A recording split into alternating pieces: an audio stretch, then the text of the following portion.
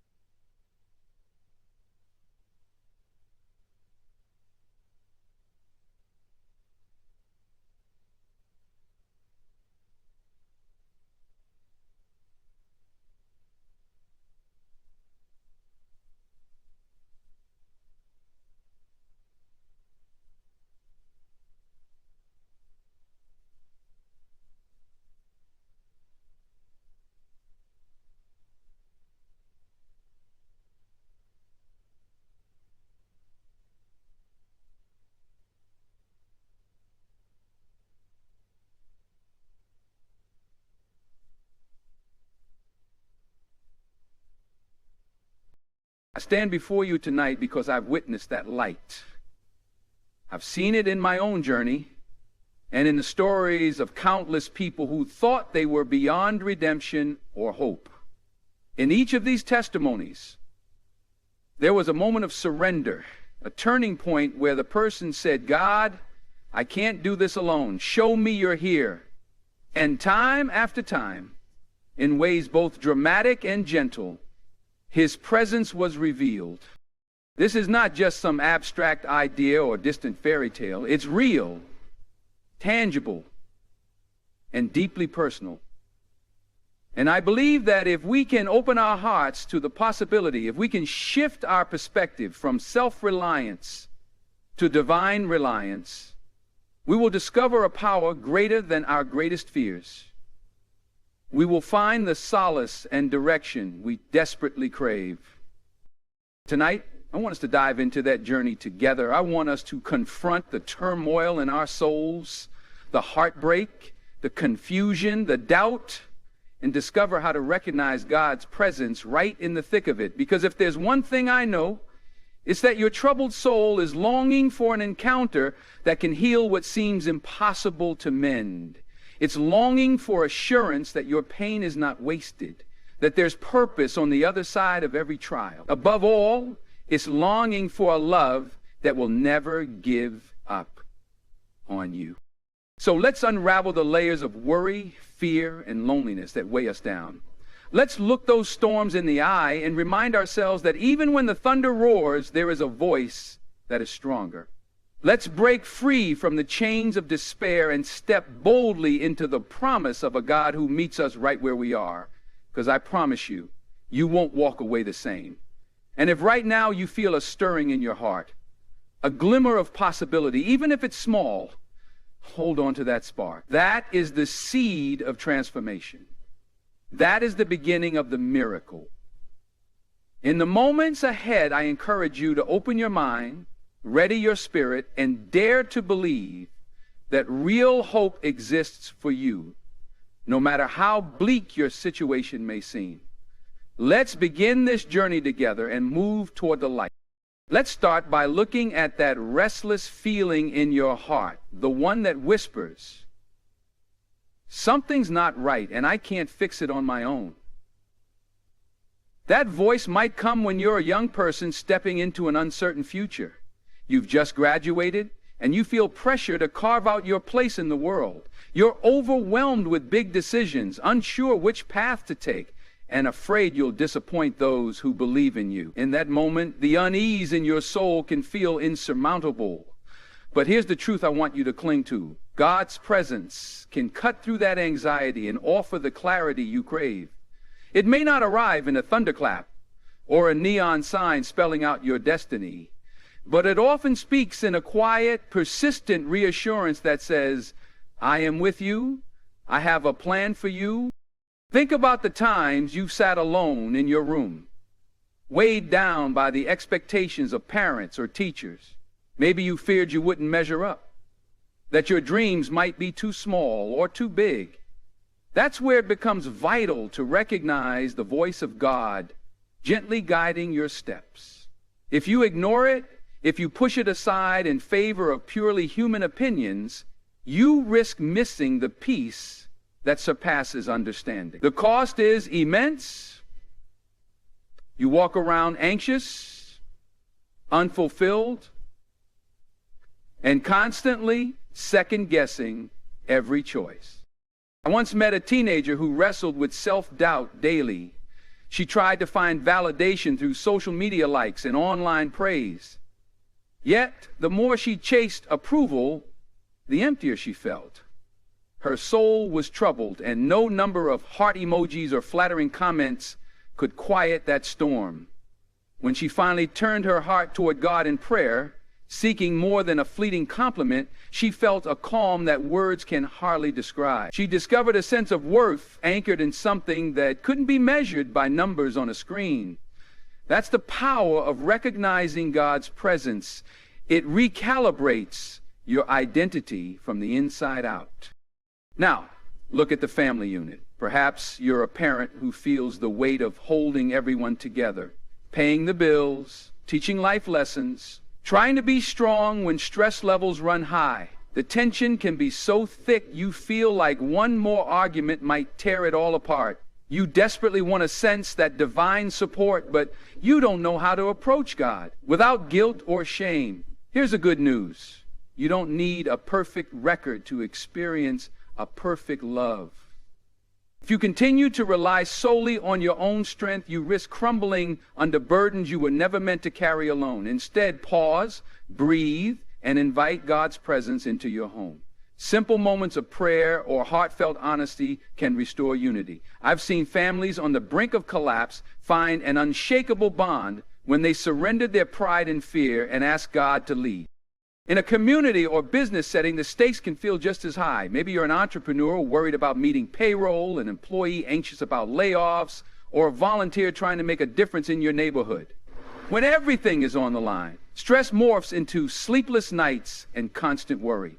But imagine pausing in your office, closing your eyes, and asking, God, I need your wisdom right now. In that vulnerability, you open a door for divine insight that can transform not only your decisions, but also the atmosphere around you. Fail to do this, and you risk burnout, strained relationships, and the loss of what truly matters, your sense of purpose.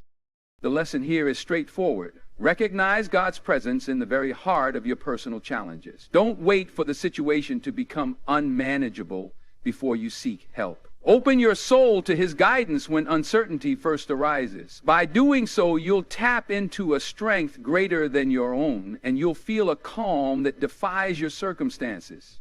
This is not about passively expecting miracles without effort. It's about partnering with a power that can illuminate your choices and give you hope when everything else seems dark. So take that first step of faith, even if it's a small one. Allow God's presence to anchor you, guide you, and remind you that no trouble is beyond His reach. And as we move forward, let's discover how that same presence can heal our deepest wounds and shine through us for the benefit of others. I want you to think about the pain that comes when life doesn't go as planned. Maybe you poured your heart into a relationship that fell apart, and now your soul is weighed down with questions. Or you took a leap of faith in your career, and the outcome wasn't just disappointing, it was devastating. These heartbreaks aren't small inconveniences. They strike at the core of who we are and what we believe. Yet even in that heartbreak, God's presence can be a haven of rest. His love doesn't evaporate when you feel unworthy or abandoned. Instead, it stands firm, inviting you to draw near in your darkest hour. Now imagine a young adult who staked their entire future on a dream job, only to face repeated rejections. Every refusal feels like a personal assault, a message that says you're not good enough. Day after day, this rejection compounds until they're convinced nobody sees their worth. But here's the pivotal moment. If they turn inward, refusing to open up to God or anyone else, despair takes root. Days turn into weeks, and the seeds of bitterness begin to grow. On the other hand, if they reach out, even with a trembling heart, and say, God, please carry what I can't carry, a shift happens. They discover that no career setback can define their identity.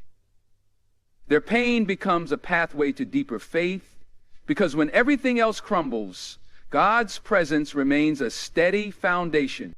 This truth extends into our families as well. Think of the raw ache when parents and children drift apart. Misunderstandings, unspoken resentments, or unhealed wounds from the past can fester until the home becomes a silent battlefield. If nobody stops to invite God's presence into that chaos, bitterness flourishes and individuals retreat behind walls of pride. But if just one person has the courage to pray, to forgive, or to say, we can't handle this alone, hope surfaces. I've seen once broken families share tears of reconciliation simply by humbling themselves before God, asking for the strength to love each other despite the scars. Without that humility, the family risks splitting further, each member convinced that no one else cares. But with God in the midst, even years of resentment can be softened and new beginnings become possible. The same dynamic unfolds in our community or workplace relationships. A betrayal by a trusted colleague or business partner can leave you feeling powerless and deeply hurt. The bitterness can spill over into every meeting, every conversation, poisoning your outlook and stunting your potential. Yet if you dare to invite God into that workplace, to ask for healing and restoration, you open yourself to seeing beyond the betrayal. You might gain a renewed sense of discernment or even find a path toward genuine forgiveness that sets you free. Ignoring that spiritual aspect, however, means carrying the load of anger and distrust everywhere you go. It means letting that betrayal define your narrative rather than letting God rewrite it. So, what's the concrete step here? It's vulnerability. Vulnerability with God, vulnerability with those closest to you, vulnerability with yourself. Open the door to healing instead of barricading it. Don't let shame or fear prevent you from seeking divine help. If you do, you sacrifice peace, joy, and growth. But if you dare to expose your wounds to God's presence, you'll experience what so many have found, a balm for your sorrows and a redirection of your life's path. And even more, you become a beacon for others. Because when you find peace amidst heartbreak, your story becomes living proof that God's presence is real and accessible to anyone who yearns for it. Let's keep pushing forward, because there's even more to discover about what happens when we bring our most troubled thoughts, our toughest questions, and our biggest dreams under the light of God's unwavering love. Now let's talk about turning pain into purpose, because experiencing God's presence doesn't just end with comfort. There's more, a transformation that takes your troubles and reshapes them into a testimony. Perhaps you felt stuck for years in a cycle of regret, replaying mistakes that left your soul bruised. You try to bury them, but late at night those regrets resurface. whispering that you're unworthy of a fresh start. Listen to me closely. God can use every bit of your past, even the shattered pieces, to create something beautiful. That is not a platitude. It's a reality many have lived, but it requires you to invite him into your situation, to give him permission to work where you only see ruin. Consider the teenager who once felt worthless due to a string of failures in school. That same young person, after encountering God's love, might become a mentor to others walking the same lonely road. Their once troubled heart transforms into a channel of empathy, guiding peers to see that there's life beyond failure. If they had refused to let God in, they might have stayed trapped in self-pity or resentment. But by embracing his presence, they found new meaning in what once seemed like a dead end. The difference is staggering, from a broken spirit to a beacon of hope. This transformation can be even more profound within families. Perhaps your home was weighed down by past hurts, financial struggles, betrayals, or words spoken in anger. You might have believed that disharmony was your family's fate. Yet when one family member steps forward and says, "Let's pray about this. Let's bring God into our pain," walls begin to crumble. Old resentments lose their power. I recall meeting parents who were on the verge of divorce, feeling like failure was inevitable. But in a moment of desperate faith, they chose to surrender their pride. They shared their fears openly and together asked God to heal what they couldn't heal themselves. Over time, their wounds became testimonies of perseverance, modeling to their children that brokenness doesn't have to be the end. That family didn't just survive. It found a renewed bond, a purpose in supporting other couples facing similar crises. Without God's presence, that story would have ended in bitterness and regret. With God, it became a story of redemption. In the broader community, this principle can ripple outward in amazing ways. Imagine a neighborhood plagued by indifference or crime. People lock their doors and isolate themselves, convinced that no one cares. But then, a small group decides to unite in prayer, seeking God's guidance to address these issues. They collaborate with local organizations, they volunteer, they speak words of hope to neighbors who feel forgotten. Over time, that community can shift from being riddled with despair to being awakened by a shared mission. Businesses start to flourish, neighbors look out for each other, and a spirit of unity replaces division. None of this happens overnight. But when you usher in God's presence, you plant seeds of lasting change.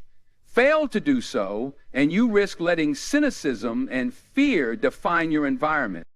The key to all of this is recognizing that God's presence isn't just a comfort blanket. It's a catalyst for growth. It demands your participation. You have to be willing to let go of old mindsets, to step beyond what's familiar, and to trust that the greatest stories often emerge from the hardest trials. If you choose not to engage, if you say, "I'm too broken, too angry, too far gone," you remain locked in a cycle of pain. But if you dare to open your heart, even a crack, you allow light to flood into those dark corners. You discover that your scars can serve as roadmaps for others, guiding them toward the same grace that lifted you up. When you embrace this, you don't just receive hope, you become hope. And that's how families, workplaces, and entire communities begin to change, one surrendered heart at a time. If you're ready for that kind of transformation, then stay with me, because now we're going to gather all these threads, God's comfort, God's healing, and God's transformative power, and see how they come together in the bigger picture of your life's journey.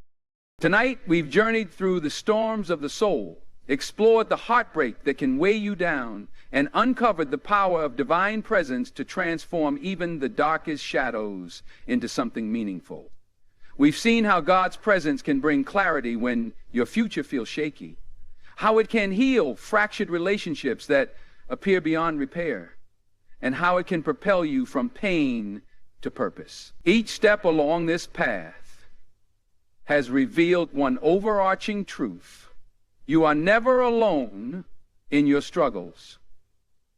You carry within you the capacity to reach out and be met by a love greater than any fear or failure. Let's pause and reflect on the key insights we've covered. First, we recognize that our troubled hearts often whisper lies of isolation and inadequacy. Whether you're a young person facing immense pressure, a parent overwhelmed by family responsibility, or a community leader striving for change, the temptation is to believe that you have to shoulder the burden alone. But the moment you open yourself to God's presence, you break the illusion that life's challenges are too big. Instead, you invite a strength and wisdom far beyond your human limitations. By doing so, you position yourself to see new possibilities, new ways forward. Without that openness, you risk carrying the weight of the world on your own shoulders. And that is a heavy load for any single person to bear. Next.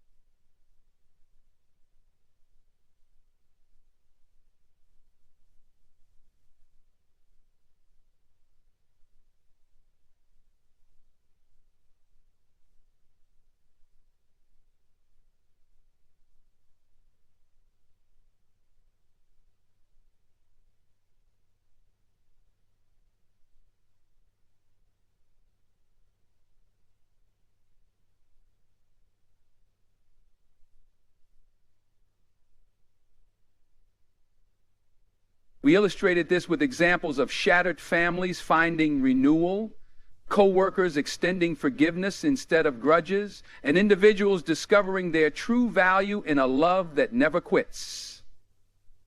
Yes, it's a vulnerable process that may feel uncomfortable at first. Yet vulnerability is often the gateway to transformation. Avoid it, and you might maintain an appearance of strength while your soul quietly withers. Embrace it. And you open your life to a power capable of restoring what was lost.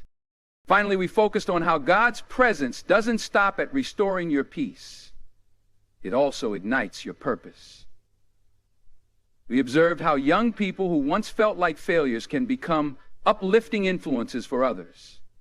We witnessed families that overcame deep wounds and now serve as pillars of grace for those in crisis.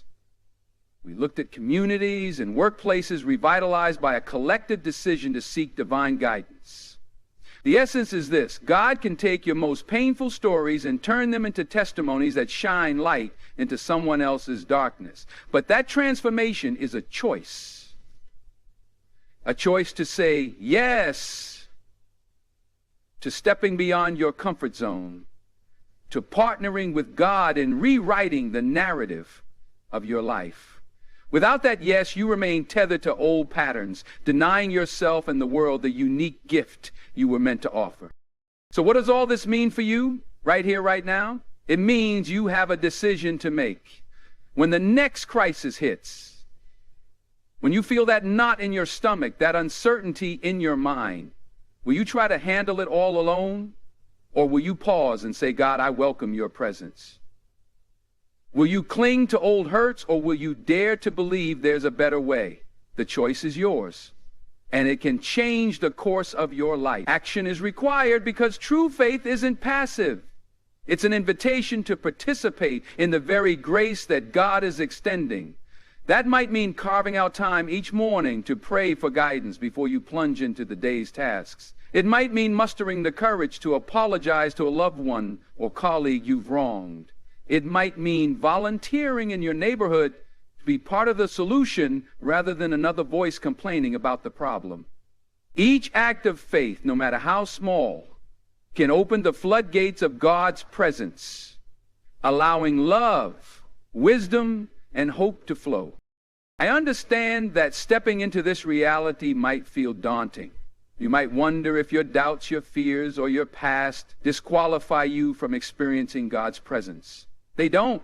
If anything, your moments of greatest weakness can be the very stage upon which God's strength is displayed. Throughout history, some of the most remarkable turnarounds have occurred when seemingly hopeless individuals surrendered their fight and found themselves enveloped in a divine embrace. Let that be your assurance. No one is too far gone. No family is too broken. No community is too lost. The opportunity for transformation exists as long as there is breath in your lungs and a spark of willingness in your spirit. And that leads us to the heart of our conclusion: hope. Hope that your troubles can become stepping stones to growth. Hope that your scars can serve as signposts, guiding others toward healing. Hope that your future holds more promise than you've ever dared to believe. This isn't a naive or baseless optimism. It's a hope grounded in the countless lives that have been changed by embracing God's presence. If you look around, you'll find those testimonies. You'll meet people who overcame addiction, who rebuilt relationships once thought unsalvageable, who discovered a bold new calling after every door seemed locked. Their stories echo a consistent message. I was lost, but I invited God into my mess, and I found a path forward. As you carry these reflections home tonight, I challenge you to take at least one concrete step toward experiencing God's presence in your daily life. Maybe that means setting aside 5 minutes to quietly listen for His voice, to speak honestly about your struggles, or to read an encouraging passage that reminds you of His love. Maybe it means reaching out to someone who needs to hear a word of encouragement, thereby becoming a conduit for God's presence in their life. Or perhaps it involves joining a community group or seeking mentorship from someone further along the journey. The important thing is that you act on what you've heard tonight, instead of letting it fade into distant memory. Look around you. The world is in desperate need of people who aren't just weighed down by life's troubles, but are lifted up by a power greater than themselves. You can be that person in your family, your circle of friends, your workplace, or your community. You can be the example that shows it's not your flaws that define you, but your willingness to invite God's presence into every cracked and broken place. You can show by your very life that hope is alive and well. So let your heart be open. Let your spirit be expectant. Let your mind be ready to receive insight that transcends human limitation. Embrace the truth that a troubled soul is not a cursed soul. It's simply a soul in need of the presence that heals, guides, and redeems. And if you remember nothing else from this evening, remember this: you matter, your life matters, and God's arms are open wide, ready to hold you, ready to guide you, ready to transform even your darkest nights into new dawn. I believe in you. More importantly, God believes in you. Take that belief, cling to it, and let it ignite a fire in your heart that not even the fiercest storms can extinguish.